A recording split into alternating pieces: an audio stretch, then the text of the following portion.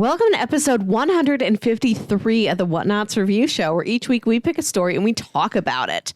This could be a movie, TV series, anime, manga, comic book, audio drama, all kinds of entertainment. We watch it, read it, listen to it, and then we come back here and we talk about it. My name is Melissa Wilkinson, and I am joined as always by Kyle Springer. Good morning. How's it going? It's pretty good. I went to the store yesterday. I treated myself to a new throw pillow. Oh, there you go. Okay. It's a circle. New pillows It's very are exciting good. to have a different shape of pillow. Yes. New pillows are good indeed. I had a good day yesterday.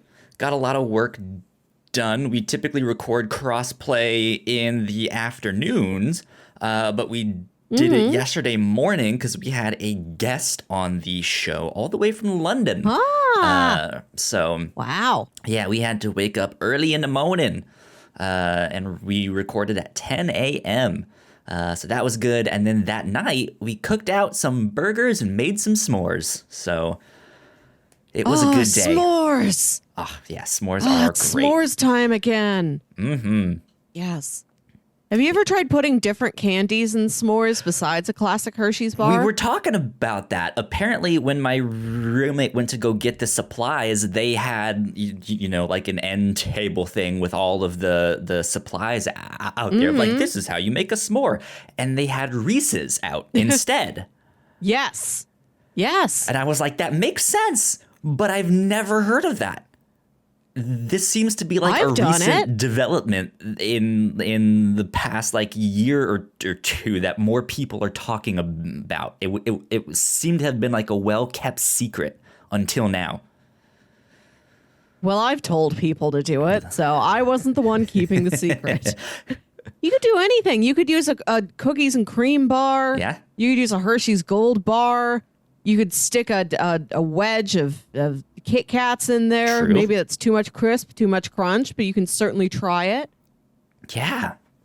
Good stuff. It is s'mores season nowadays. So there you go. It's a little bit chilly out today, but Yeah. I'm feeling good. Feeling good indeed. Melissa, what are we talking about Yes. this week? We are here to talk about, finally, a favorite film of mine that I've been trying to get you to watch for quite some time. Guillermo Del Toro's 2013 robot monster epic, Pacific Rim. Oh yeah, Pacific Rim. It's such a funny thing because yeah, you've been trying to get me to watch this because I haven't seen it, which Yeah. if you know me, I love Gundam stuff. So I like giant robots. I like all that stuff, and it's just like, Kyle, why haven't you seen this film? Like, this seems like something you would enjoy or like. Why? What went wrong in your? Who hurt you that you haven't watched this film? So you've pitched it, I think, once or twice here on the show. Yeah. And it just never got picked. And so you pitched it yet again. And so I was like, you know what? Finally, now is the time. Yeah. So that's what I went with. Pacific Rim. This is my first time watching it. And what were your findings? It is a great popcorn flick. I really enjoyed it. I knew what to expect, but also didn't exactly. And yeah, it was a hell of a lot of colors and neon and stuff like that. So it looked pretty. It looked gorgeous. Yeah. All of this CGI stuff is beautiful. And yeah, it's just the big dumb robots fight big dumb monsters, and it's great. Yeah. Yeah, so I enjoyed it quite a bit. There are some Good, things that I'm glad. I was maybe a little disappointed in, but I think that's also me just kind of really being into the like giant mech genre. I was hoping it would have done a little more, but then again, it really is only a movie.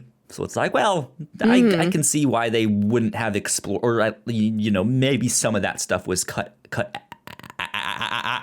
out when it came time to making the film. But yeah, it's a good one. I see why so many people enjoy this. Yeah, the only other giant robot title I'm into is The Big O, which is stylistically, tonally a complete opposite of Pacific Rim. Absolutely, yeah. That show, The Big O, is in like a league of its own. It's just so weird and out there that it's. I mean, because nobody else has made mech noir. It's only that. It's mech noir. You can kind of relate it to Batman the animated series. You can kind of relate it to Gundam. You can kind of relate it to like just a crime noir story.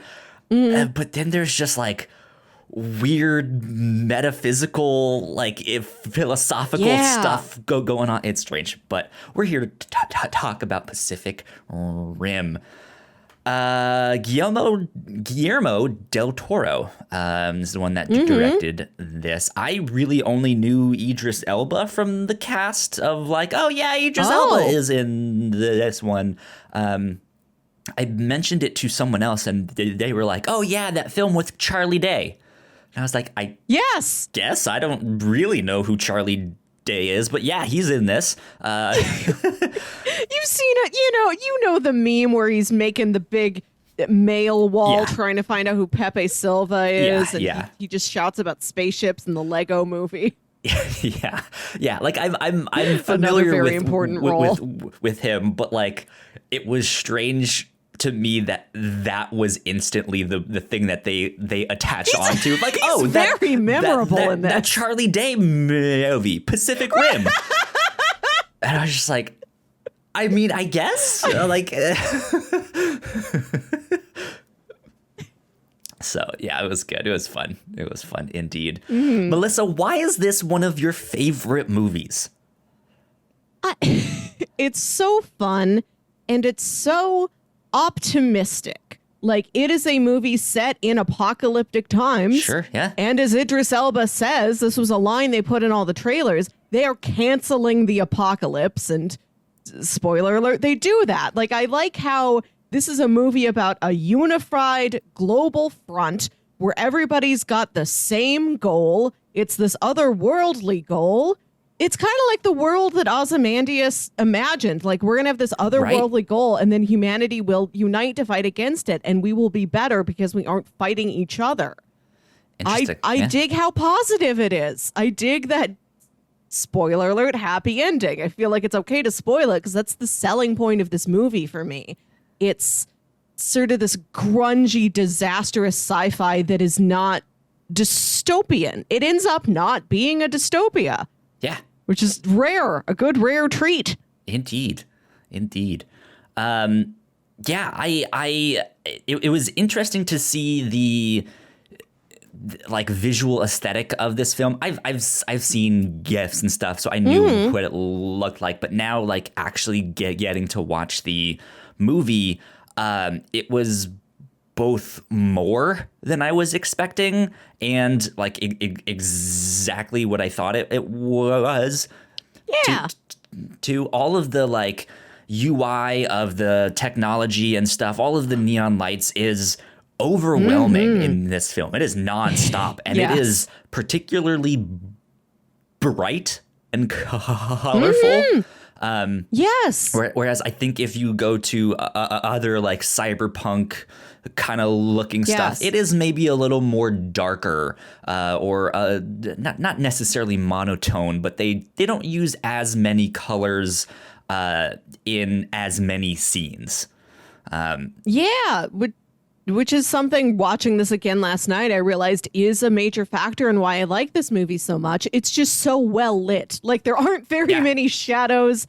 Every frame is so bright and colorful. You can always clearly see everybody. Yeah, and it's interesting because I like that. And then in my mind, because it is so well lit and has all these bright colors, including these like primary colors. Like neon is Yeah. often very different from like primary colors and stuff. Yes. But they use lots of just like straight up blue and red and yellow to light their stuff, and it's a little bit strange because of how bright it is. It makes me think it's going to be the like sleek sci-fi where things are shiny and there's like reflections on all the surfaces.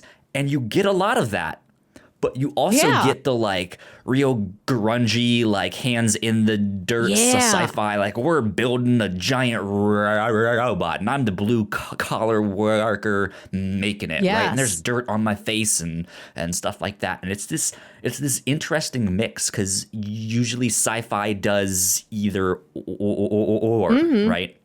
It's going to be that like super sleek, all white and chrome and stuff like that, or it's Star Wars, where it's like, okay, everything looks like it's 50 years old. So Yeah, I dig the visual styling of this movie a lot. It's well matched with the tone of the movie in that you've got a lot of different things for your eyes to play with. There's lots to look at. And even if it isn't bright and shiny, literally, it sort of has that feeling like everything's cool. Everything's exciting to look at. Even the grime, it feels like, I don't know, like lived in a way that you do appreciate instead of like this. I don't want to go in that building. I know that's like the Star Wars Rebel base and they're good guys, but like, I don't want to be in that room with them. I love the setting of the Shatter Dome a lot. It also makes me happy. Cool. Good stuff. Melissa, do you want to do a synopsis for people who might not be familiar? In the future, which is now the past, I think in the movie they say that like in the year 2013, which is the year the movie came out, monsters start arising out of the deep beneath the Pacific Ocean and attacking major cities on the Pacific coastline. Sydney, Seattle, Lima, to Hong Kong, Tokyo, everybody up and down there. Yeah.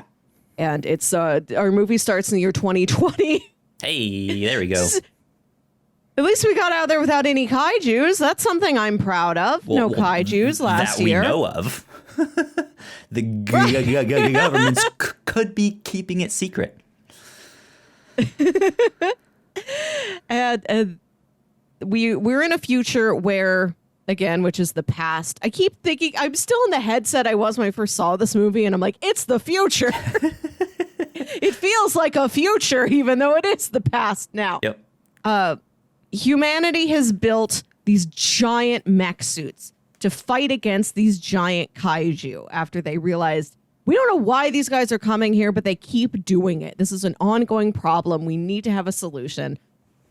And as our hero, Raleigh Beckett, says, to fight monsters, we created monsters. So every mech suit, every jaeger, as it is called, is piloted by 2 or 3 human beings in a cybernetic link where they can see and feel all of each other's memories so that there's like no slowdown time. It's like we are reading each other. This is the most efficient way for us to work together and battle and fight that giant monster so that it doesn't destroy Singapore or something. Yeah, and it's about humanity's last-ditch effort to try and end these kaiju for good. And it's Raleigh teaming up with a young woman named Mako Mori for her first Jaeger mission. There you go. Yeah, that I think about sums it up. It's a lot of fun. Like I said, it's a good popcorn flick. It's hopeful, but there's also just not much to the plot. Like it's pretty straightforward. Of like, hey, kaijus are attacking. We build robots. We beat them up. How do we stop it? Yeah. That's it. There's a lot of world building. It's a very detailed movie. But you're right. The very basic logline of it, what each scene is about, is very easy to get. Yeah. Indeed. So I would go check it out if you have not. It's we rented it or at least I did, because I don't own the film, but I know there was a sequel that came out a couple years ago, Pacific Rim Uprising, and then as we are recording this, I think just like a month or two ago, Netflix released an animated I think it's a series called Pacific Rim: The Black, and that is on Netflix currently. So there's more Pacific Rim out there if you guys want to go check it out. There is. I have not seen the sequel. I know it's like not supposed to be very good, but if I can get like a couple more scenes of Gottlieb and Geisler, that's worth the price of admission for me. I'll watch for just like 5 minutes of that. There you go.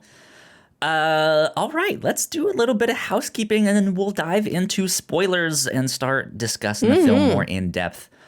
If you guys did not know, we have multiple podcasts here at the Whatnauts. You guys can find out more information on our website, thewhatnauts.com, as well as your favorite podcasting platform of choice. Just type in the Whatnauts and all of our shows will pop up right there. If you like what we do, patreon.com/thewhatnauts is where you can support us for as little as $1 a month. And we have a $3 tier with all kinds of exclusive content. By the afternoon that I'm recording this, I'm going to double check and make sure that our latest thing is up there. We went back and checked in on our 2021 video game fantasy draft, which we started back in February. So we're checking in on that. We are bidding on some new games. And it was a lot of fun to record that one, indeed. So be on the lookout for that and more down the road, because I have an idea for what we should do next. I've mentioned it to Melissa, and it involves bingo. And there you go. Get excited for bingo, you young kids. Get your markers ready. Right, exactly. Big shout out to our patrons at the $5 tier and above. So thank you, Sam, so much for supporting us. And thank you to Greg Miller as well. Thank you, new friend Greg. By the way, I need to reach back out to Greg, because at the tier he is at, if he wants, he actually has the ability to dictate something that we cover here on the review show. So deep pockets, big boss there Greg. There we go.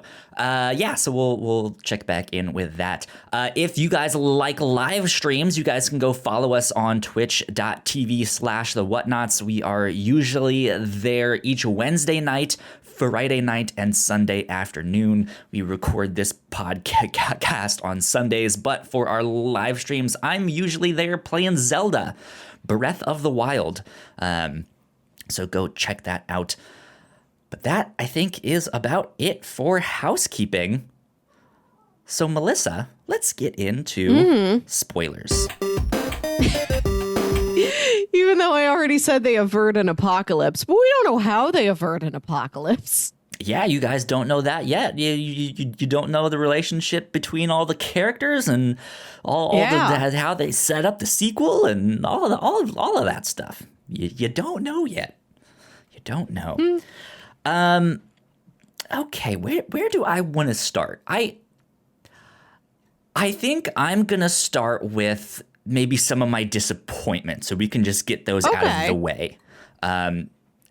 So this is a big, like I said, big dumb robots fighting big dumb monsters, and it's great. If you go in for that premise, you'll leave satisfied. It's wonderful in that regard. But being a fan of the like mecha genre, and Kaiju not as much. I haven't seen as much of all of that stuff, but from what I understand with even the like Kaiju genre, there are certain tropes and certain things in there that just weren't in this movie.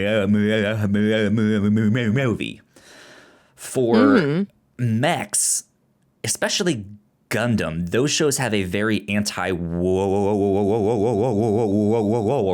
sentiment. And it's not the like, ooh, shiny robot, how cool, it's big. It's like, oh shit, this is a giant robot. That's not good.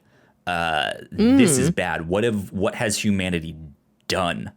And right, like they have that line in there that you mentioned, like, to fight monsters, we created monsters.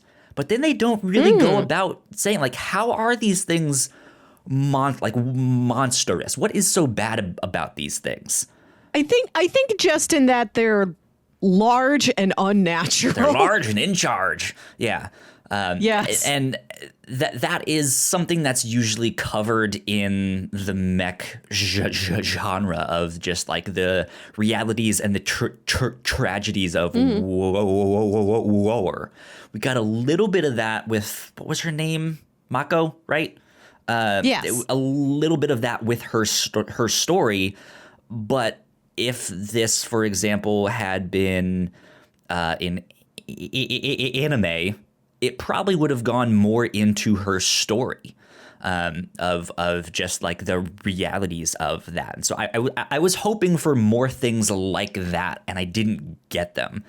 And I think from the kaiju side, it's from what I know of the like kaiju genre, which again is not much, that whole phenomenon kind of grew out of this idea of the nuclear bomb, and like it's this big scary thing that's coming to destroy the city. And I think we started to get some of that at the start when it does the whole montage stuff. Yeah, I thought that was really neat, but then it stops after that, and then all of a sudden, we don't really get to see much of the destruction that's happening. It's now more of a boxing match after that, which again is beautiful to watch. All the CGI is wonderful, but it's just like I felt like it was missing something on both sides of that fight. I understand. So. Yeah. I get that. This is a movie that I think it avoids a lot of the stuff you're talking about, because there's no question of the jaegers being used for anything else than fighting kaiju. Like, they don't appear to be there's no ideas that those could be a weapon of war against anything else. It seems like we live in a world where there is no interhumanity war.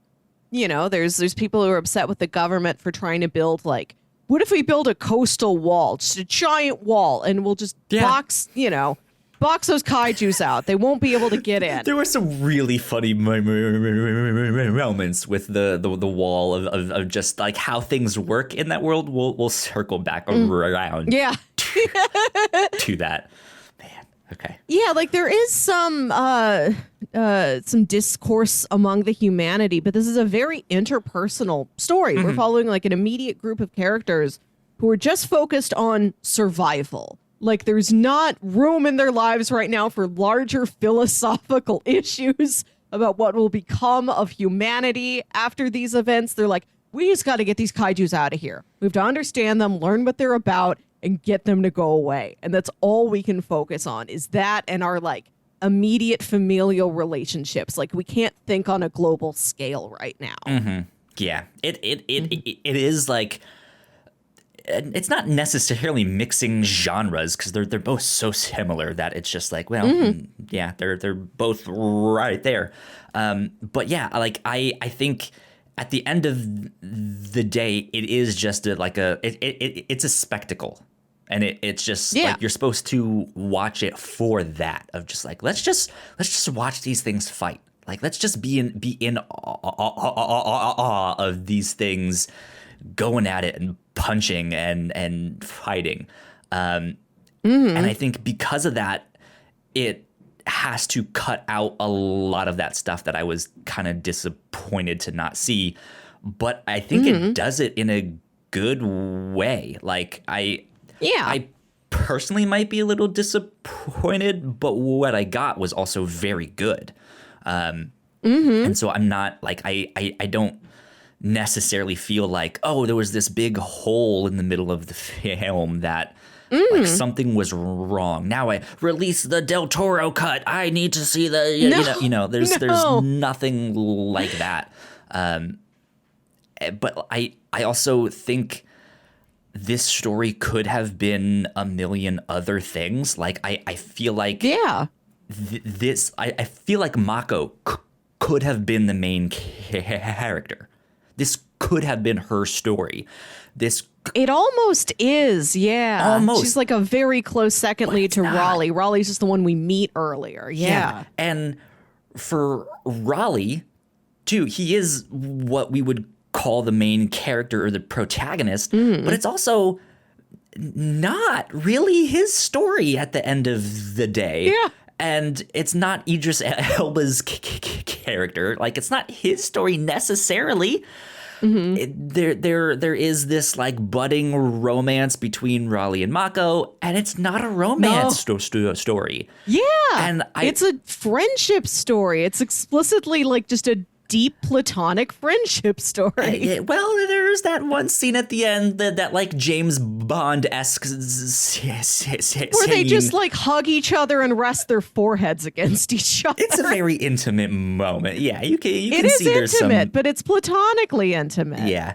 I mean, maybe there's a door open there for something to develop, but within the scope of this film, never gets there. Exactly. But this also could have been like, imagine this as like a budding romance story in the midst of this kind of world. Yeah. That'd be fascinating. I would watch that.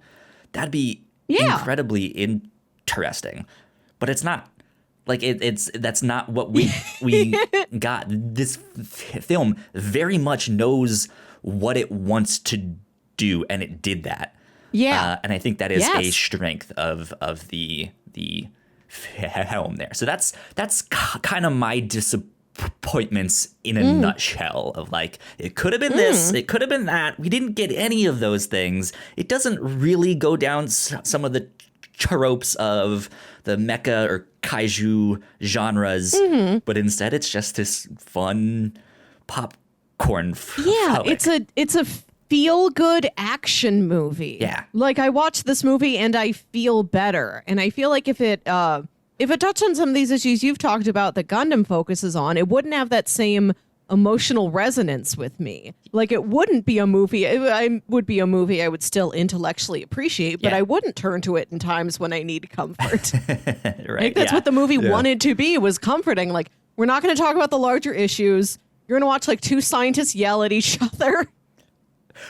You're going to watch a girl and a guy fight with sticks, and then they're best friends and they pilot a robot around. Yeah, and I mentioned like if this was in anime, but it also kind of is. Like, when you look at the characters, they're so incredibly over the, like, they're almost caricatures. So some of them absolutely are, and you could see if this was animated, they really wouldn't change a thing.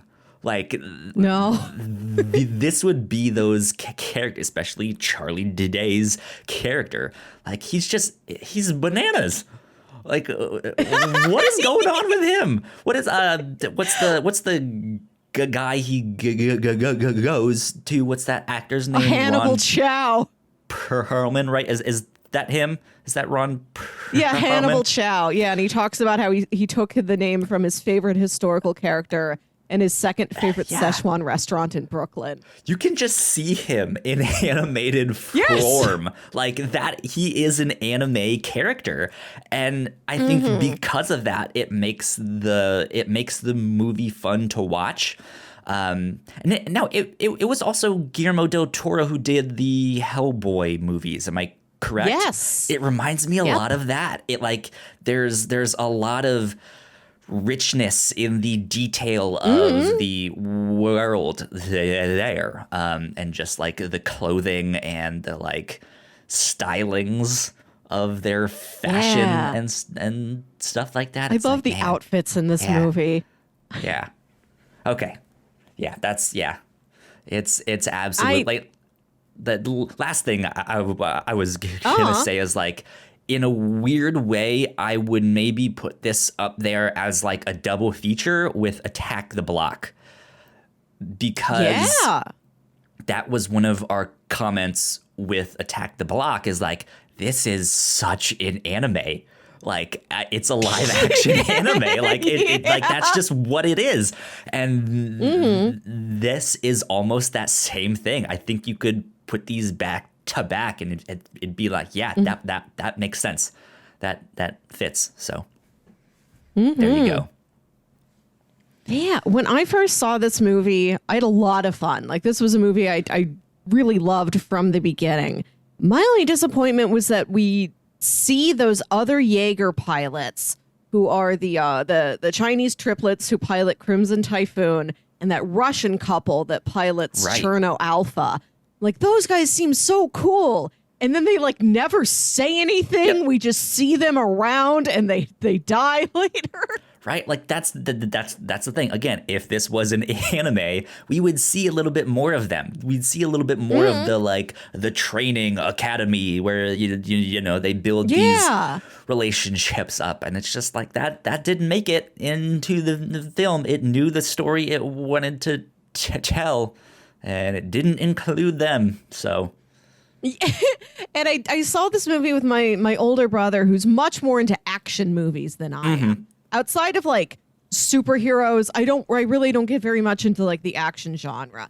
And he's like, no, that's like a really normal thing to do, is that you see like interesting looking characters in the, that fill out the group of commandos and they never do anything and they don't last the movie. It's like, yeah, I'm used to that. Yeah, I mean, think about Star Wars back in the day, which it sure is an action film, maybe less so to today's standards, but I was about to say Jango Fett. It's Boba Fett. Yes. He was nothing. Like, he just stood there and looked neat. Yeah. And he was like, everyone fell in love with him, right? So, yeah, maybe in Pacific Rim the Black, you get to see more of them. I don't know. Who knows? Yeah. Wow, like this movie is so lush and you can see 1,000 opportunities in it. And like, I love everything that's in it. And that's the only disappointment is like, I'd love if it was also this. Like, this movie, it's 2 hours and 11 minutes long. And I looked it up to see how much time I had to plan around watching it yesterday. And I could have sworn it was shorter than that because it feels very well paced. Yeah. It does not feel long at all. But I would love the like 5-hour mini series, limited series event where I learn about everything. Yep. We spend 30 solid minutes on Tendo Choi. Yeah, that would be a lot of fun because they're doing some interesting stuff. Like, I would love to see, now that the humans have kind of gotten used to kaiju appearing periodically, there's this like underground market of like, hey, I want kaiju parts or kaiju meat or kaiju medicine or kaiju male enhancements. Like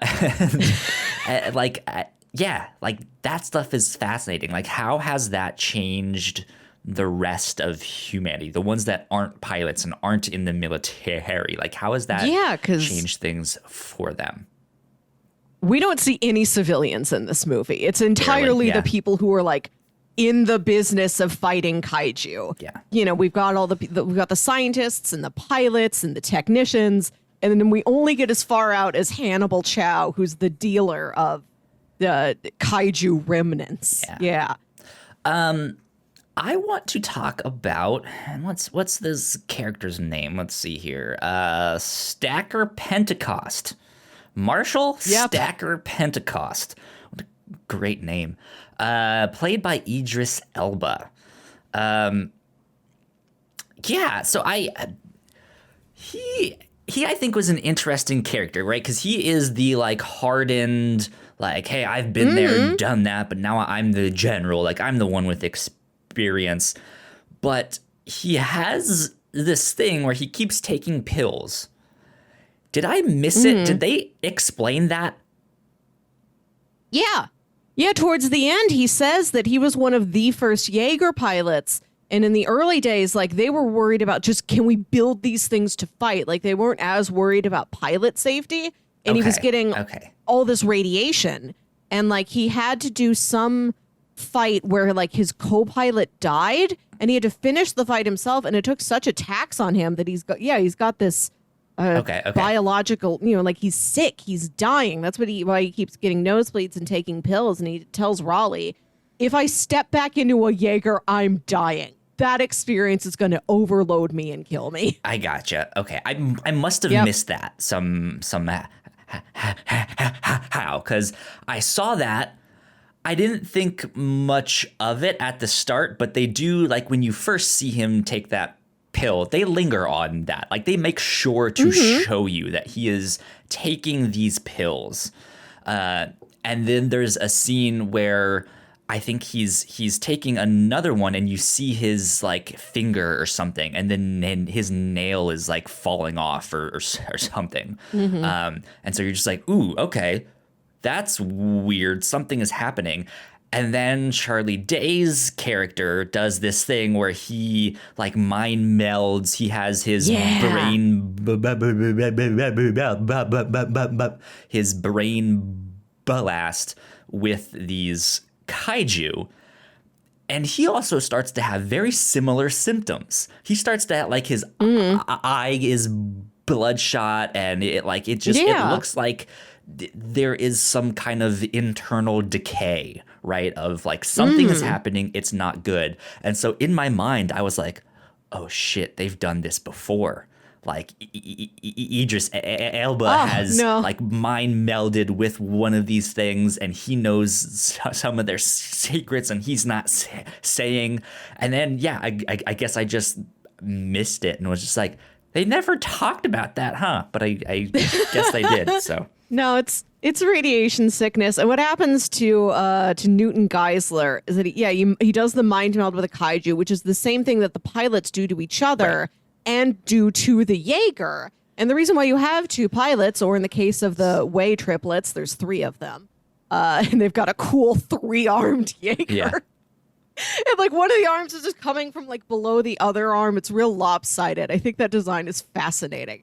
The kaiju is like too much of a neurological load for him. That's why he's like so shaken up after the first time he does it, and why Herman Gottlieb has to do it with him the second time. Yeah. They're like, you won't get sick if we do it together, if we share that neurological load to talk to the kaiju. Yeah. So I guess just missed that scene. So that is one of the things I was like, what was happening there? What went on with that? But I did get the sense that, he was an older pilot. If he got back in, this would be his last thing, or he had at least some like traumatic event that is stopping him from getting back in there, or at least functioning as a pilot. And I really enjoyed that. I really liked Amako's story. I liked that like father-daughter relationship between Idris, between Stacker Pentecost and Mako. That I think was a really interesting story, and like I said, could have been the main focus. About here's this survivor who has her family was killed in this attack and is now being raised by another pilot, and so she has these aspirations to become a pilot, but he wants to keep her safe because the rest of her family has already died, and all like there's this natural tension there that I thought was very, very good. So. Yeah, I like that he has very clear reasons for wanting to keep her safe, because it's proven that he was in an earlier model of Jaeger that they don't make anymore. You had to do a solo fight, but still, it's proven that this could kill you. Like, it could kill you in an immediate battle, or it could make you sick and slowly kill you for the rest of your life. Right. He does not want to put her in that situation after she's already been through so much. And I also wonder if part of it is that he has to be this stone cold leader for everybody. And if something happened to Mako, he would crumble.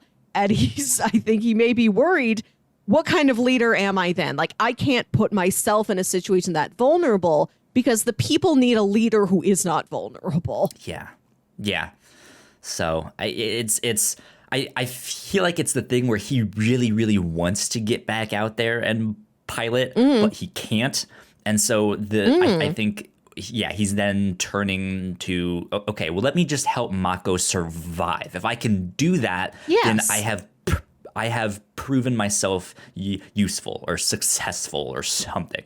Which is I think why he's scared to let her go out there and be a pilot. And he's just like, I don't want you to do that because I know what it did to me and I know those pressures. But she's just like, I'm fucking good. I got this. I know how to do it. I'm the best one here. Yeah. So. And I like that Raleigh says something about how they don't have to obey him. And she says it's not about obedience. It's about respect. Like this is, a father, a role model, a mentor, and her commander, everybody's commander. Like she doesn't agree with him, but you can see that she does understand and respect his ruling. Yeah. Absolutely. She's like, I get that he has his reasons. I'm not happy with it, but he's my dad and my commander, and I guess I have to go along with this, and maybe I'll get another chance. Fair enough. Yeah. I would. So the whole mind melding thing. Let's talk a little bit more about that. That drift. That is not necessarily unique to the genre, but I think it was a defining feature of this film. When they put this out there, there was like the original trailers. They show that stuff, and immediately my mind went to like DDR and stuff of like these synchronized dances and stuff like that. But it's an interesting concept, right? That they're not like using joysticks or like handles on the side to pilot these mechs or pedals, but it is this connection to it's this mental connection to the pilot, and the way the pilot moves is how the mech moves there. But the connection is like has to be a certain strength or is so overwhelming to a single person that they have to find two people that can handle that load. But those people need to be compatible with one another. And they don't really explain that of like, what do you mean by compatible? What like, is this like a 23andMe thing or the whole like? We have seen that most of the pilot teams are people who already have a strong relationship. Yancey, siblings, Raleigh did this with his brother Yancey. Yeah, we've mostly seen siblings, or like we've got Herc and Chuck, which is a father and son. We've got that Russian couple. But it seems like it is possible to do it, because I don't think when Stacker Pentecost talks about his old partner, that was somebody who had a pre-existing relationship with him besides being, a battle partner. Yeah. I don't know. But yeah, it's about somebody who we have a very close bond with, or if not, a long-standing relationship like that. Somebody who you feel like you click with very quickly, because that's what this is about. Is we need to get ourselves as closely aligned as possible so we can be more closely aligned with the Jaeger and fight this kaiju like as efficiently and effectively as possible. We can't let it get that far. We can't let it destroy anything. Yeah. We need to take this out now. Yeah. It's interesting because you see something very similar in G Gundam, which is one of the ones that was on Toonami back in the day. And it's a singular series that's not tied to any of the other Gundam series, where each nation basically has a Gundam, and they have a representative that then goes, I think, to I don't remember if it was another planet or like a certain section of the world, and they all fight, and it's this like big battle royale that happens once a year.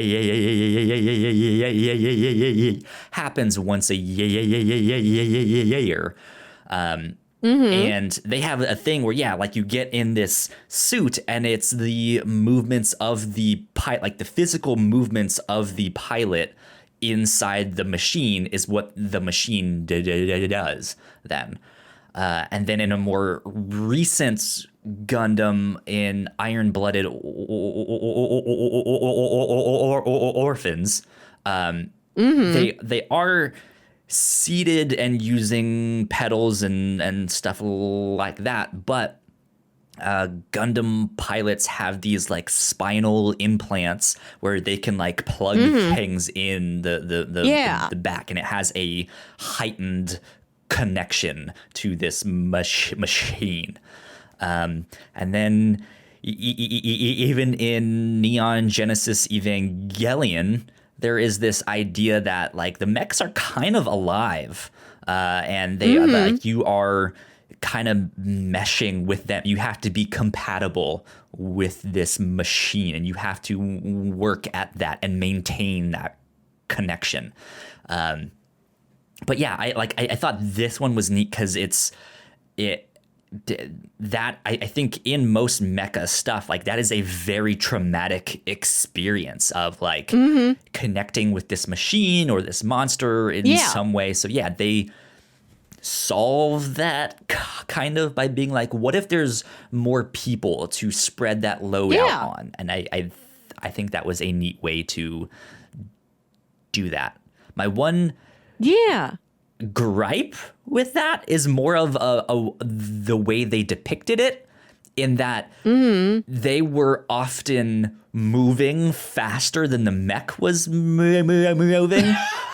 And so I'm like, like there's the scene where the mech is walking out into the water, and yeah, I get that the water would make you move slower. Like I've we've all been to the beach, and you start walking out there, and it's like I'm walking a little slower than I normally do because the current, but it shows them on the inside, and they are walking like twice as fast. So I was just like, that's a little strange. Like I thought this would be like 1-to-1. But it's not necessarily. So what does that mean for like punching and stuff like that? Do they have to punch twice to like do a single punch? Is it like ha ha, and the mech's just like whoa, boom? I don't know, but that was just one small thing. I was like, huh, weird. I didn't think about that part closely enough. I do love the setup of them inside the Jaeger cockpit, how their feet are like locked in. Like I think about that every time I would go to the gym and get on an elliptical machine. Like I want the Pacific Rim experience. Which is probably similar to what they did to make that work, to make them move in tandem, right? Is they had their feet locked into some kind of elliptical machine, and they just like, okay, and play, and it just yeah. So that's neat stuff for that. Yeah, I dig the world building of this movie, how much work has gone into everything that's happening. Talking a bit, to go back to what we were talking about a bit earlier with the state of the world, they talk about, and Raleigh's like opening, okay, this is the world now. This is what's happening spiel. Talks about how Jaeger pilots became like rock stars, like celebrities. Yeah. And that then the Kaiju kind of became like a sports opponent or something. Like they were personified, and they've become these like characters. Like there's a shot of somebody dressed in like a big Kaiju suit, on a late night talk show. There's there's like somebody's made 2 sneakers, and it seems like one's Jaeger themed and one's Kaiju themed, like Romeo Blue versus Hardship. Yeah. But like they've turned him into like these characters to sort of be personified. which is not something they get more into, but it's very interesting. And I can see how that's something to distract the public, but like keep them comforted, give them something to think about. You know, if we can turn this giant scary monster into just like a little plush guy with a silly name, like that makes it feel like we own him, we can defeat him, like he's just a passing thing in our lives. Well, like they said they got really good at beating these things. Like they were like, we got this. Like if they pop up, we'll be good. So yeah, I think they were afforded this like sense of safety of like, hey, if one pops up, we can let's make some action figures out of it. Let's get some good pictures and make some plush toys, and like it's gonna be on UFC 96, blah blah blah. Yeah, and it's just there's this commoditization. Yeah, and it reminds me of, we all know specifically what the coronavirus germ looks like. We've seen that. And like, I'm sure there's been people who are like, I did a needlepoint of coronavirus. I did a felt doll of coronavirus to feel like I've made you. Yeah. Like, how big can you be if I can like make you out of clay and sell you on my Etsy shop? Like, you're something I can overcome. Yeah. And, they've got Jaeger pilots as these more like heroes. It didn't seem like it was a world where they're like, here on the red carpet, we have Raleigh and Yancey Beckett. Like, they're not celebrities like that. They're celebrities like how we would have a Dr. Fauci now. Like, this person's on the news all the time, being talked to in all of these different circumstances. Like, how do you do what you do? Thank you for being out there on the front lines, like helping us. They're just somebody who's like an icon for the public to look at and personify and memify or do whatever, just to build this comfort system around them. They seemed more like athletes to me, like yes, like Olympians, that kind of celebrity. Yeah, where they're probably going to be recognized in public. People are gonna have their favorites. They're gonna have posters on the wall and stuff like that. They might be out there signing autographs at certain events and stuff like that. But we also don't really see that side. They mention it. Yeah. But it's like, hey, these guys are actually out on the front lines fighting. So they might not have as much time for that. Yeah. It's another element that could be spun into its own entire story, but it's just like, here's 1 minute's worth of background for you. It's interesting that you bring that up, because that was another thing I was kind of expecting out of this movie, especially with the way they kind of commoditize. I'm not even sure if that's a word. But I was expecting a certain kaiju to be the antagonist, like Scar. He keeps coming back, and we can't beat Scar, and like they've named him Scar because he's survived so many of these fights, and he has this big scar, right? And it's just like, it's not, and like you all like the kaiju are just kind of these throwaway things as the kaiju. They're like hurricanes. Like, each hurricane shows up, it's got a new name. You can draw these parallels between this and a hurricane last year, but they're not actually related. Right, yeah. They're not really in a series. They're just happening chronologically, yeah. Like, that's what I was expecting, especially when they mind melded with that kaiju, and they got the impression that's like, hey, these guys aren't just coming here randomly. Like, they were ordered to come here.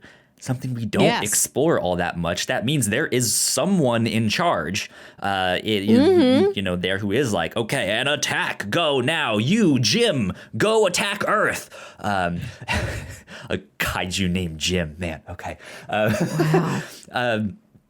Yeah, but like I was expecting something more like, oh, now the later is coming, and he's gonna be like, he's 3 times their size, and he's gonna be the one that is gonna be the big final fight. And it was just another kaiju, unnamed, bigger than the other ones. He's like bit. a category 5. Yeah, a little bit, yeah, but yeah, it like, I was expecting it not to be personified, right? But to have a little bit more of the like, here's Scar. Here he is again, right? Like, did you see what he did to Tokyo back in 2022? Man, wild. Yeah, right?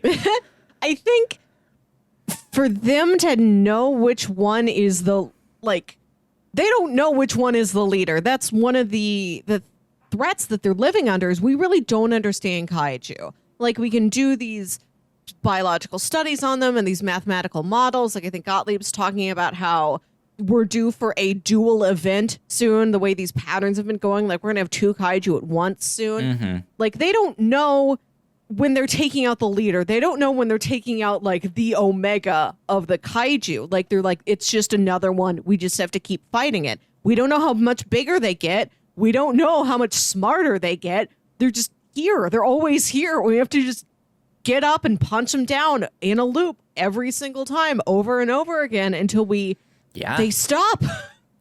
Yeah. So, I mean, it's another one of those things where they kind of bring it up and then they just don't talk about it and stuff like that. Yeah. Which, going off of that, they mentioned that these kaiju, like, they've been here before, and it was the dinosaurs, and they were like, Earth isn't ready.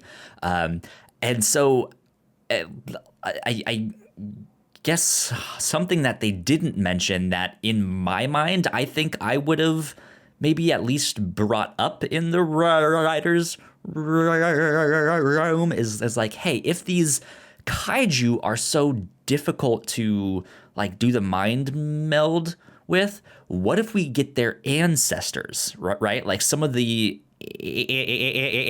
animals that we have here on Earth, like, can we start smaller and work up that way, build an immunity, or can we read their ancestors' thoughts through the ones that we have now? Like, let's just get a chicken and mind meld with a chicken, right? And now we know what velociraptors were thinking back in the day, you know? Okay, yeah. Like, that's something I didn't necessarily need to see in there, but it's an interesting thought that they were just like, they were the dinosaurs, and then they just don't mention it again. It's just like, there's so many opportunities in this to just go in every direction. Yeah. And it's just like, and I don't feel like this was incomplete.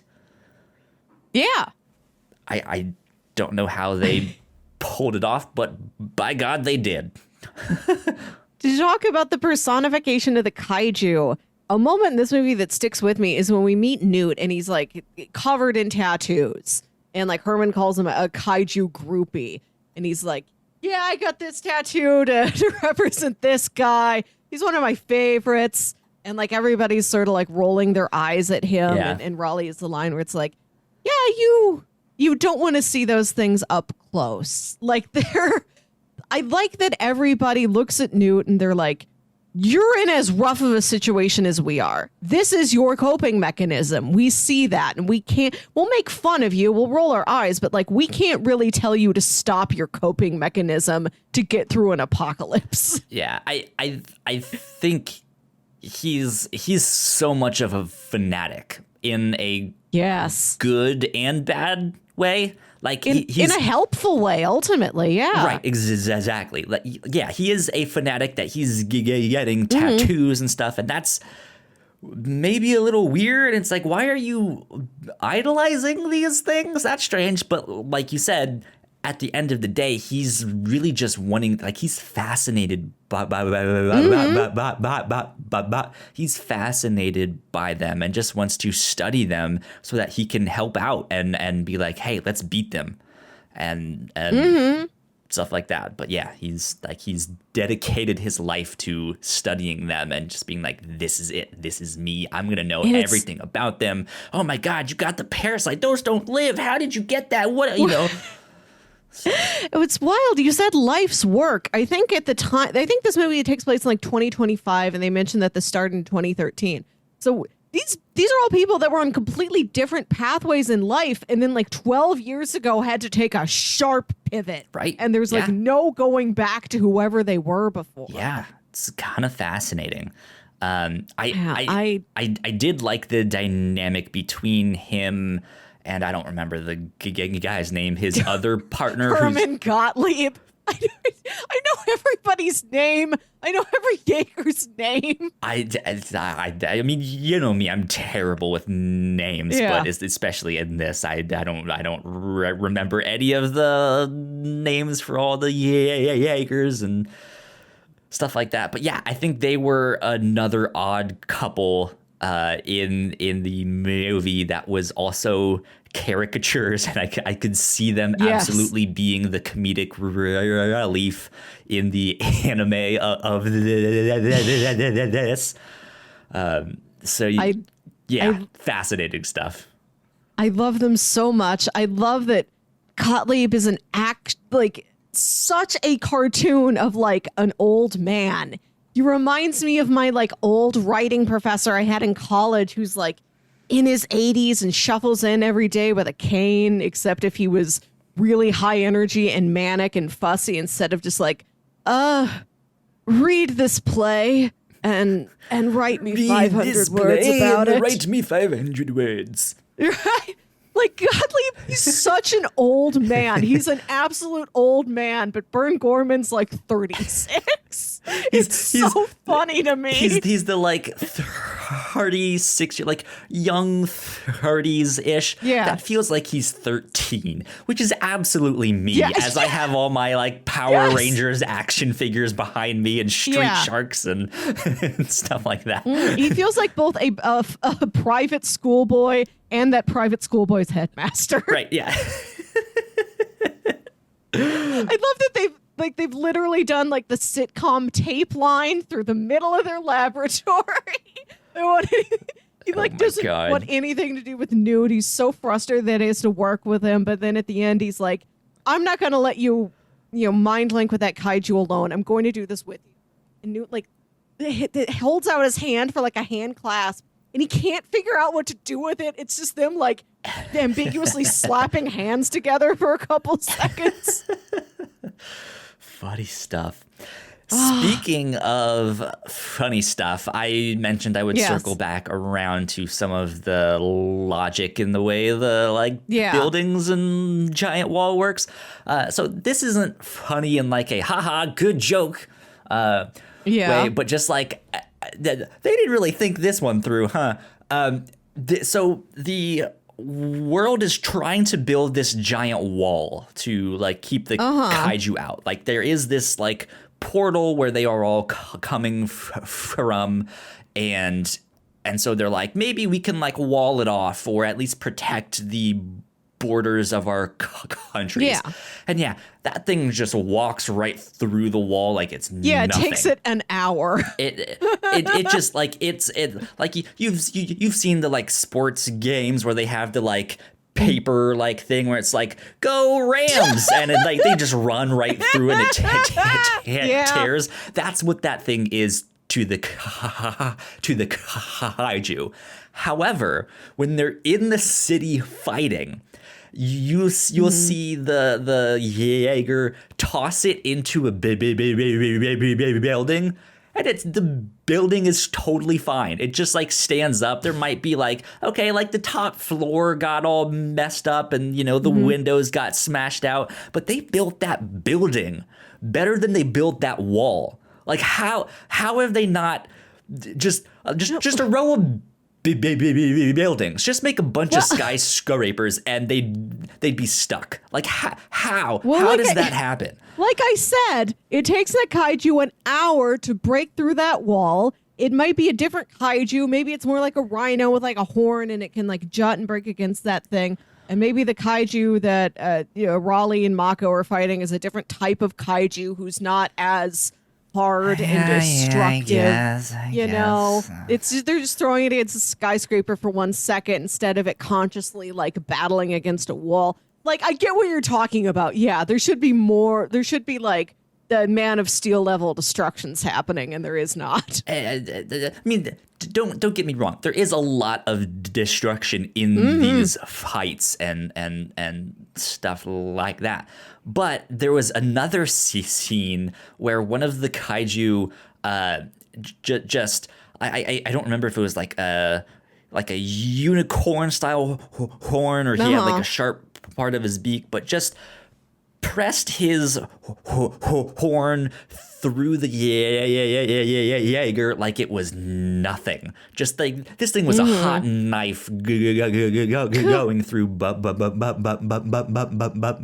going through butter, and you don't see more. It's like, was that Jaeger just really weak? Is this a specialty of that monster? Like, what is going? Like, why isn't like?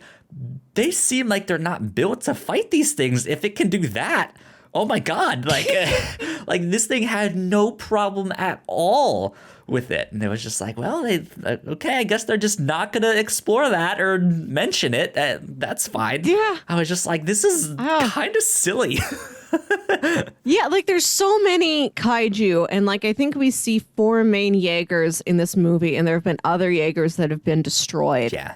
And like they talk about how there have been various generations of Jaeger. They have different properties to them, different strengths. Point of like, hey, there was that like EMP thing, but yours is nuclear, which is why it can still work. Yes. So yeah, do all that stuff. Yeah, they could go a lot more into like the specific strengths of each Jaeger beyond just like, this is the one we keep in Sydney. This is the one we keep in Hong Kong. Yeah. I think what I'm trying to get at is that, we don't know much about the kaiju. We don't know if there's different species of them. We saw some that could fly.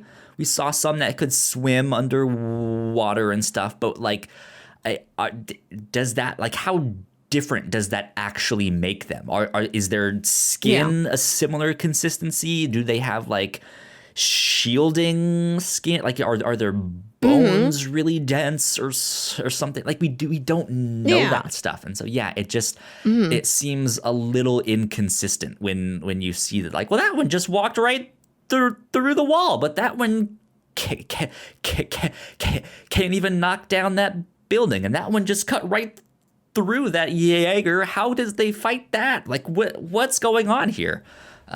But it would still just, it's big dumb fun. And it's not stuff that you really need to think about. That's just me nitpicking. But it's just like, oh yeah, good fights indeed. I don't watch it for the logic. I watch it for the look of the film. I love the characters, and I love how lush this world building is, even if it kind of nudges open the door to something and never gets farther through that door, and you're like, but I want to see what's behind the door. Yeah, it's behind door number 1. Yeah, this I think this series has a lot of really good potential for more series. I mean, like we mentioned, it already got a sequel. I don't remember that doing particularly well. But it was still like, I think people are still interested in Pacific Rim enough that, like we said, that there's now a Netflix thing with that. So they are making more Pacific Rim. So that is at least good to see. That's like, hey, there's still interest in this property. And it's not necessarily going away. So yeah. It's a movie I will cherish for years. Gather the grandchildren around, sit on Granny's knee, and I'll tell you the story of Mako Mori. There you go. Indeed. Let's see. Did you have a favorite moment or a favorite line in there? Was there a particular scene that stood out to you of just like, oh, that's delightful. I like this. I don't know. Oh, we haven't talked about the Australians and their dog. That's just a good dog. Just shout out to that dog. I don't remember if he has a name. Yeah. He's good. I like that he's their logo, and like he's got like I don't know, something like a kaiju or something in his mouth, and like he's painted on the outside of their jaeger. Yeah. Kaiju plush toy. I wonder, do they have the dog in here? No. I don't think so. There isn't an IMDb listing for the dog. Yeah.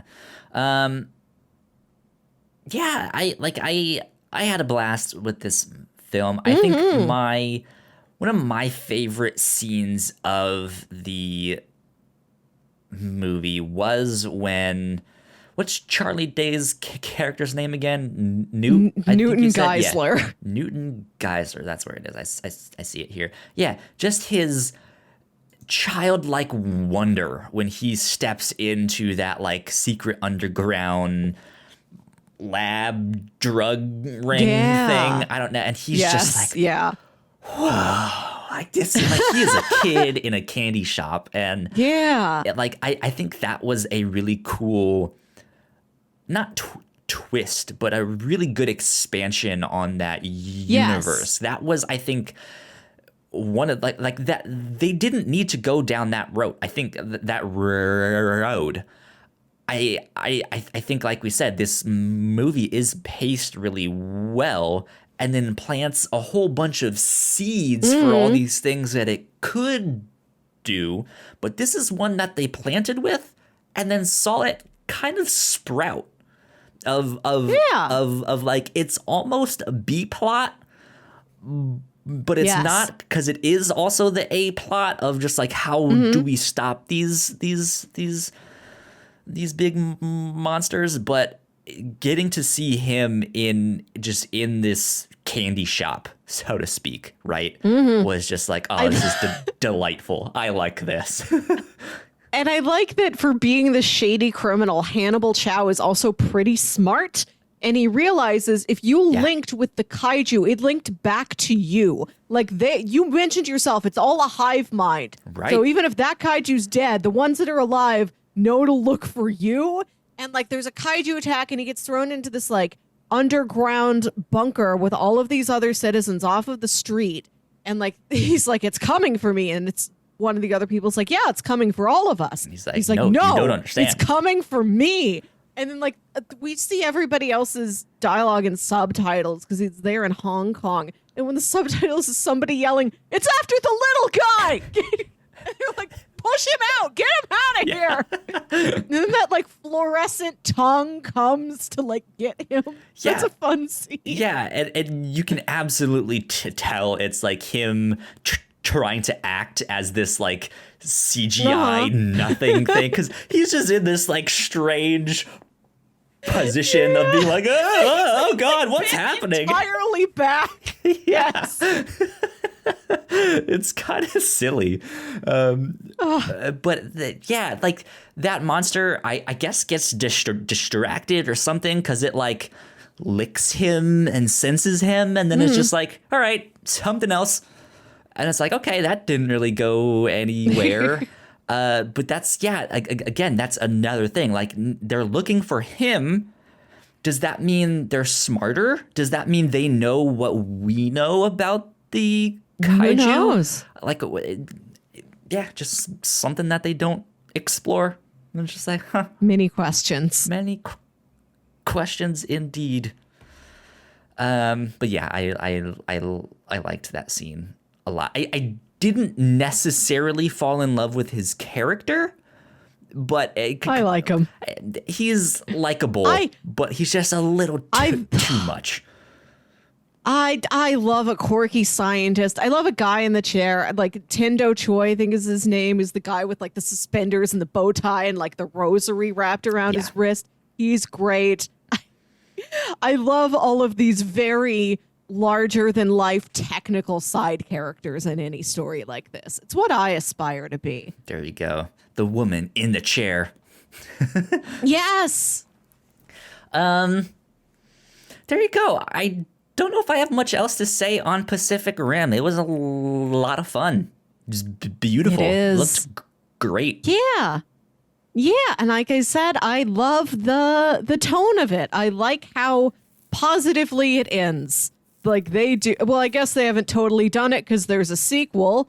But as far as we know, when Pacific Rim 2013 ends, they vanquish the kaiju and they can pick up the pieces and move on with life. And teamwork did it. Yeah. It's such I love that it's about teamwork and friendship and understanding each other and just trying really hard and saying no to the apocalypse. Right. Something I try to do every day. Words to live by. Yeah, I enjoyed it a lot. Melissa, Good. do you want to do recommendations for if people liked Pacific Rim? What else might they like? You can certainly check out the other works of Guillermo Del Toro. I was talking to my mom yesterday, and she was saying how she channel surfed into the second half of Hellboy, and she's like, well, I've seen Hellboy before. I like Hellboy. So I stayed and I watched the rest of it, and it was fun. So, like, if my mom can get in on a movie about a big red devil, what a skilled director we have. Yeah. Yeah. A comic book movie indeed. I know most of the Hellboy stuff is very good. The like TV and movie adaptions and stuff like that. Wasn't a big fan of the more recent one. We did cover that on the Reactor Core a long time ago when it came out. But yeah, those like Del Toro movies, I think the animated movies too are pretty decent. Yeah. Yeah, that's what I've heard. I don't think I've seen them. Yeah. I would recommend it. If you like the visual look of this movie, it reminded me a lot of another favorite of mine, Guardians of the Galaxy. Ah, there you go. It's like such lush, very saturated colors. You know, when they go to the bone slums, it reminded me a lot of Nowhere, the planet built off of a celestial severed head. And they're like harvesting the celestial brain fluid that's left. And the city's all like neon lights and like crowded, seedy little buildings and just sparks flying from something. Yeah, that's a good one indeed. I thought you were about to say Valerian and the City of a Thousand Planets. Oh, yeah, that's a good one too. That's also a movie that's very positive in that it's about like a unified world, like that opening scene where like there's a space station and you see all these different countries arriving at the space station and shaking hands with each other. And then an alien arrives and they shake hands with the alien and all of the galaxies unified. Good stuff. Good feelings. Another movie I watched recently that is the rare, positive, comforting sci-fi movie, much more cerebral, is Contact. Are you familiar with Contact? No, I'm not. I'm It's trying to bring it up in my mind because I'm sure I've at least heard of it, but it's not ringing a bell. It's based off a Carl Sagan book, I think. It's directed by Robert Zemeckis. It stars Jodie Foster and Matthew McConaughey. And the poster's like them in front of these giant satellite dish things that they build out in like the desert. Jodie Foster plays a scientist who's on the search. She's basically working for SETI, trying to see if aliens are getting any messages we're receiving, sending us any messages. And she gets a message, and the aliens have sent Earth this plan. Like they're sending them these coded blueprints where this is how you will build a machine to send somebody to talk to us directly. And so they build the machine. The entire world comes together to build a machine, and they send Jodie Foster, and she has a very inspiring conversation with aliens. You rarely see a sci-fi movie that's that like cerebral and intellectual and philosophical that also leaves you feeling good. Like, we are good people, and aliens will come to us and will want to share knowledge with us for the good of both of our societies and not just shoot us with ray guns. Nice. Good stuff. Good stuff. Any more recommendations? I think I'm good for now. Cool. Well, like I mentioned, Gundam is a franchise you should absolutely check out. There is a lot of it. Not all of it is connected. There are Gundam shows and Gundam series that are its own thing, but there is a main timeline there. It's called the UC timeline for Universal Century. And that has the original show and a bunch of the sequels and shows after that. That is my favorite timeline in the whole thing, but some of the Gundam shows are like what ifs of like, hey, there's certain certain things that happened in that original timeline. What if it was more destructive, and so then this thing happens, and there's stuff like that. I'm a huge fan of that original timeline. I think that is some of the best stuff that the Gundam franchise has to offer. However, it's kind of an older show. The original show came out in 1979, so the animation isn't great. But there is a lot there to check out. So if you want something more modern, I suggest Iron-Blooded Orphans, which is a much more modern Gundam series. And it focuses a lot on child warfare and just like what the effects of that and how that can traumatize those children or radicalize them and stuff like that. It's a really, really good show. And then I mentioned G Gundam. That one is maybe more similar to what you saw in here of the like, hey, I punch and then the giant robot punches and stuff like that.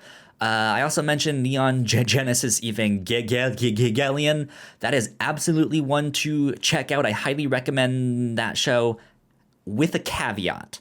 That one, I think you should watch more in the mecha genre as a whole before you watch that one, because that show is more, it's like a deconstruction and stuff of that genre in the way that Watchmen is a deconstruction of all the superhero stuff there. But yeah, that one's good too.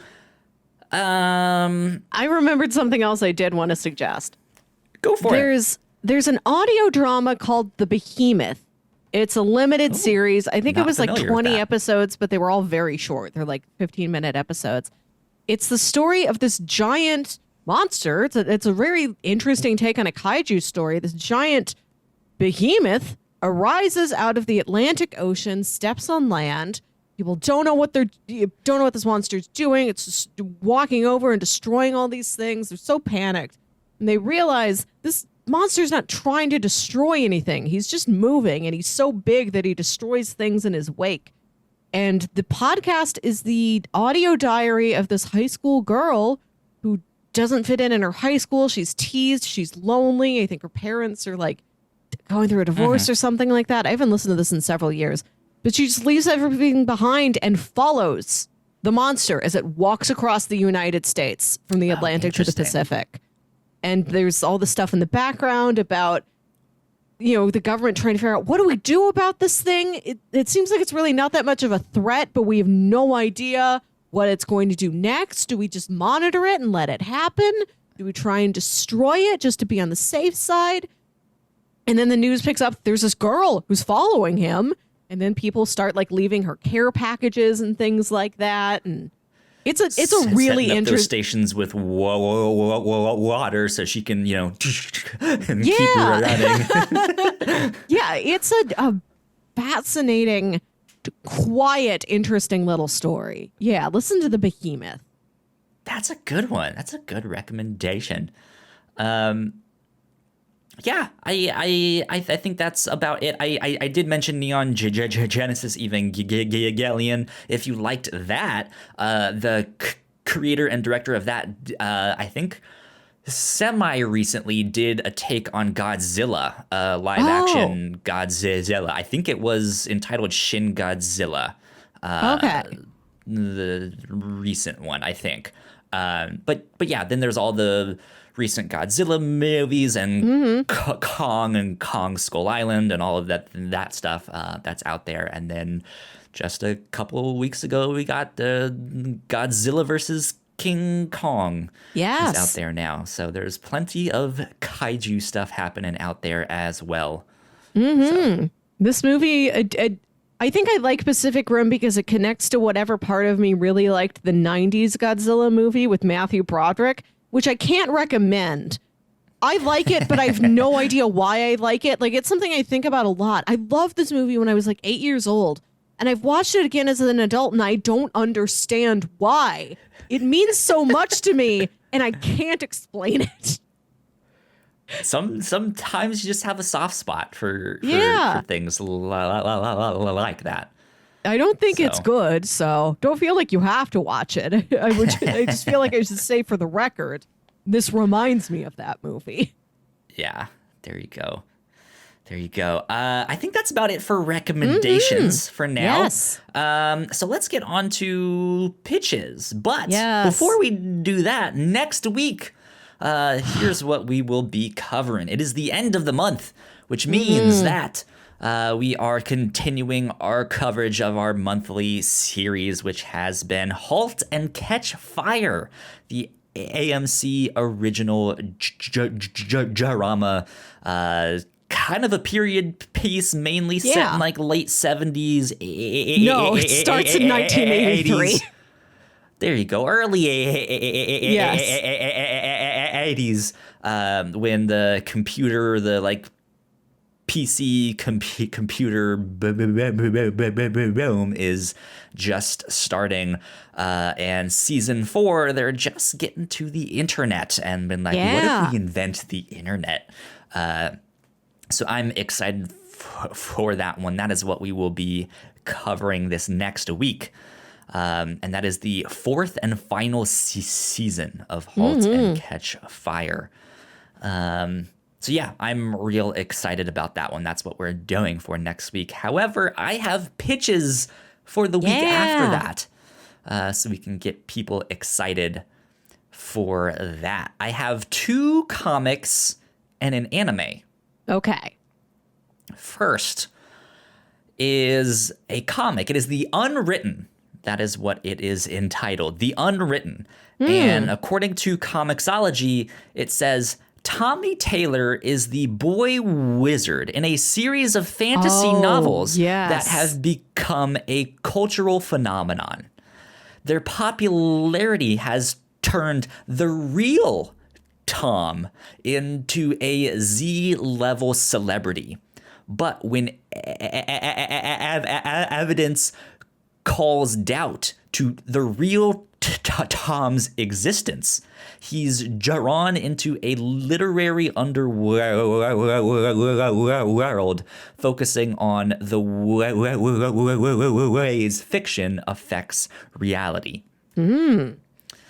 This is the first couple volumes of this are on Comixology Unlimited. It is written by Mike Carey with art by Peter Gross. I've heard good things about this, and the basic pitch is like, what if Harry Potter was based on a real person? How might that affect that real person and call into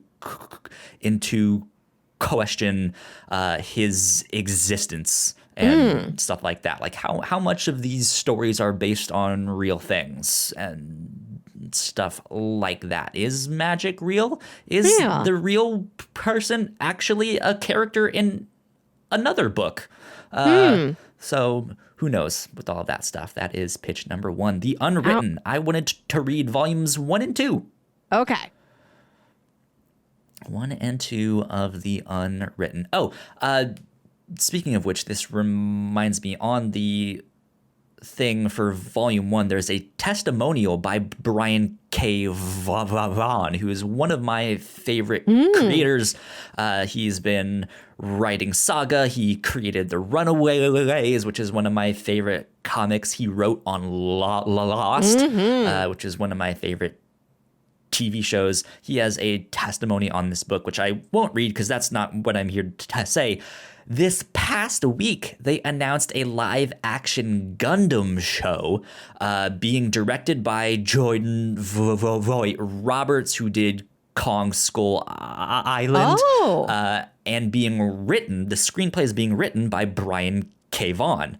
Interesting. So, yeah, an interesting mix there. So be on the lookout for that. It's kind of one of those things that I'll believe it when I see it. Sure. And it was interesting because a lot of things were like the very first live action Gundam thing. And I was like, no, it is not. There has been a live action movie of Gundam before, and we don't speak of it because it was bad. So that's why everyone thinks like this is the first one. But I was like, well, actually. When is that unspoken of one from? Let me see. You can just give me a ballpark. I was just curious if this was some like relic of 1986. G Gundam is a 1999 live-action television film in the Universal Century timeline. Okay. It was theatrically released on June 18th, 1999 in Japan, and later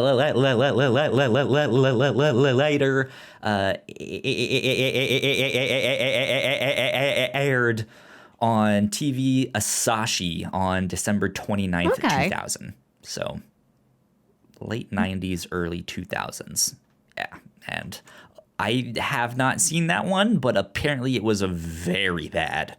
So that's that. But just a reminder, pitch number 1, The Unwritten. Yes. What if Harry Potter was based on a real boy? I'm a real boy. Pitch number 2 is an anime. Apparently, this is a Chinese anime. This is available on Netflix, and it is called Scissor 7. Okay. Yeah, this is a strange one. Seeking to recover his memory, a scissor-wielding hairdresser,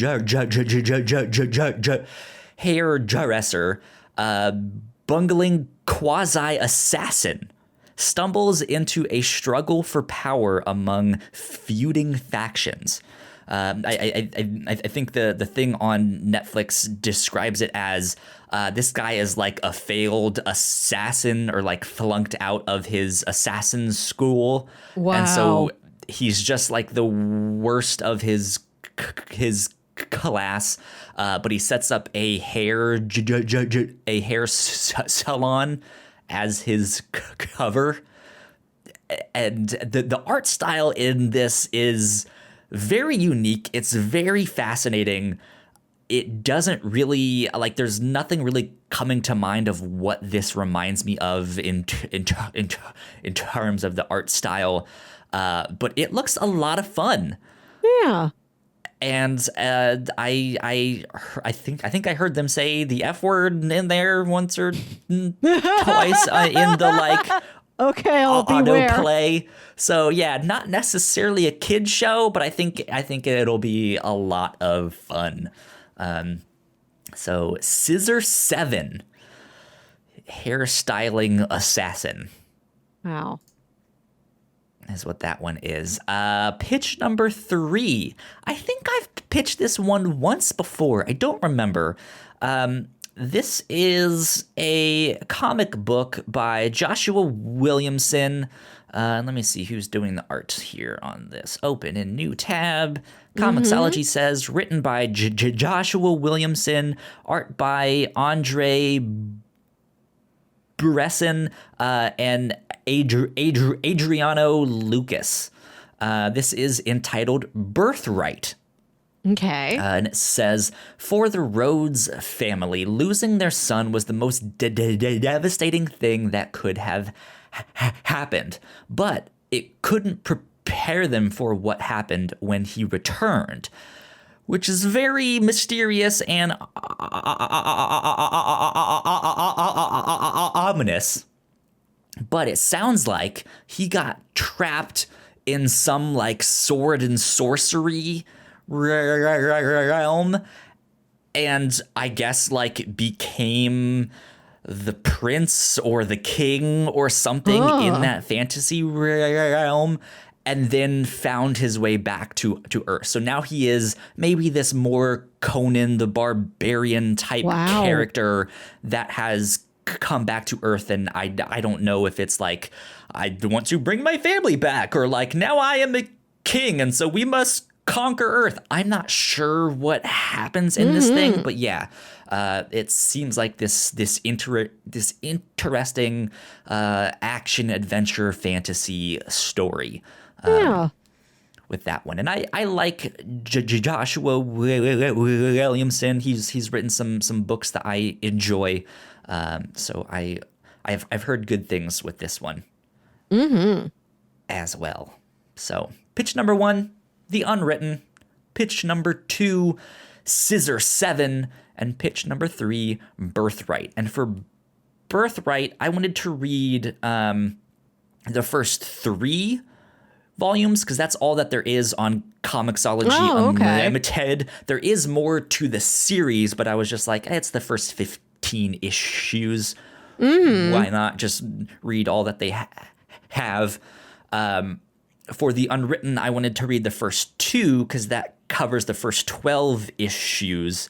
And for Birthright, I actually wanted to cover the first 2 seasons of that show. The first one is 14 and the second one is 10. However, it seems like they vary between like 12 minutes long and 20 minutes long for the thing. So maybe a little bit shorter on those ones there. So what are you feeling, Melissa? I want to go with The Unwritten. I've heard of this somewhere. Yeah, I don't remember when or from who, but I've heard of it. I'm familiar with it, and I would like to actually read the thing. The Unwritten. Yeah, I've heard very good things. Yeah. This seems like an interesting. We haven't been in like a fantasy world in a little bit, I don't think, and a story about a book being based on you, except maybe it is and maybe it isn't. Sounds like an interesting character mystery. Indeed, and maybe the real you is also inside a book. Oh no! Ah! Yeah, that's what we will do. Unwritten, volumes 1 and 2. We'll be back with that in May, in 2 weeks. Yeah, I don't think we've done any magic this year. I just mentioned we haven't done much fantasy. Done sci-fi stuff. There's been Pokemon. There's been superheroes. There's been the Gotham by Gaslight. That's kind of ghostly. Yeah, I don't think we've just had like wizard stuff. Let's do some wizard stuff. Do some good old wizard stuff. That sounds good. Next week, Halt and Catch Fire Season 4. The week after that, The Unwritten, Volumes 1 and 2. But there you go. Melissa, where can the people find you on the internet? You can find me on Twitter and Instagram at Wilkywit. That's WILKYWIT. And listen to my other podcast, Saturday Morning Obscurities. Me and my brother Jams talk about weird old kids shows you feel like only you remember. And our latest episode is on the, we have a friend from Canada join us to tell us about the fever dream that is Hose Hounds, a cartoon about Dalmatians that supposedly are firefighters. So good. Good stuff. You guys can find me at Yo Kyle Springer on Twitter. And if you guys want to stay up to date with all the stuff that we do at the Whatnauts, we are at the Whatnauts on Twitter.